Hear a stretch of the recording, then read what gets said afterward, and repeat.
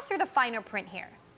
So yeah, we have a third and, again, quite a large fine. However, when it comes to Google's balance sheet, I mean, this is pretty baked in. Investors are not really concerned about even these fines that seem to cost a ton of money. And as you said there, this looks like that the heat on Google from Europe after a 10 years of what Google euphemistically called discussions with the EU looks to be closing for them. I don't think that it means that, they'll never be looked at again by European competition authorities, but there are also bigger fish to fry: Amazon, Apple, Facebook.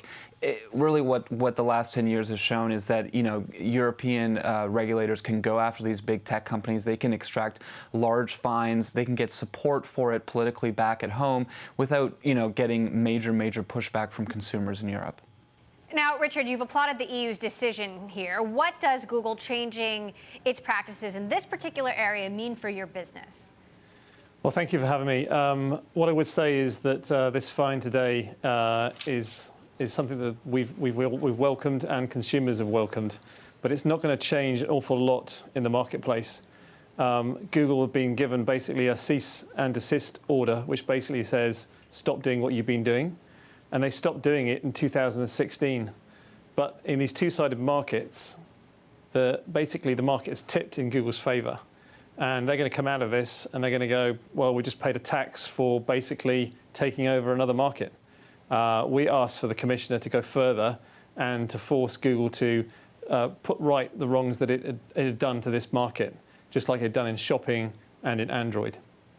What would putting right the wrongs mean? I mean, to your point, Google controlled 70% of this particular ad market from 2006 to 2016. Well, what it would mean is effectively market share. You have to look at this and say, Google has all the data, basically it's got all the market. People look at it and say, why can't you compete? Well, we can't compete because they've got this entrenchment with the publishers, and the only way that can happen is if Google was forced to give up some market share, which it looks like the commissioner is unwilling or unable to do. Gerrit, what has Google's response to this been? I know that they have pointed to, this being just a few complaints, as they say it. Yeah, I mean, Google's response, as it is in these situations, is that they won because they, in their opinion, have the best business, that they have the best algorithms to provide these kind of ads and products to the people who pay for them. But it's true. I mean, when they were in control of 70% of the market, that also gives them that power to continue and grab more and more of it.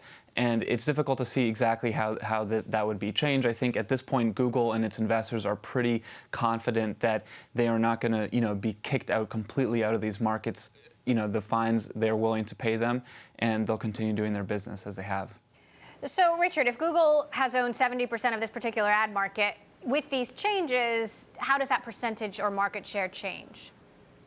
I don't think it changes very much at all. I think they'll continue in this market to control it and have at least 70%. Nothing's really changed in their behaviour since 2016, when they removed these exclusivity clauses.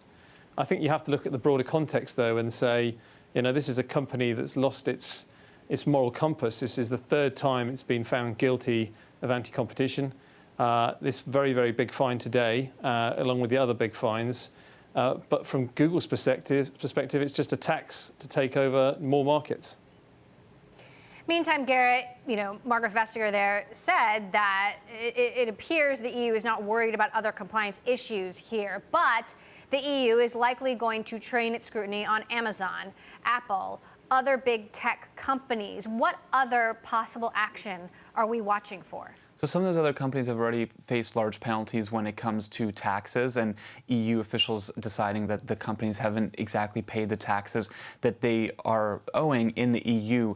But when it comes to competition, we haven't seen, we have seen some, but not as large as the Google fine. So we do know that there is a probe into Amazon. And of course, we talk all the time here in the United States as well about Amazon and antitrust and its position in the marketplace, especially when it comes to them developing products to sell on their own marketplace and compete against the merchants who use Amazon to find consumers. So that's definitely a space to stay tuned and watch what the EU ends up doing.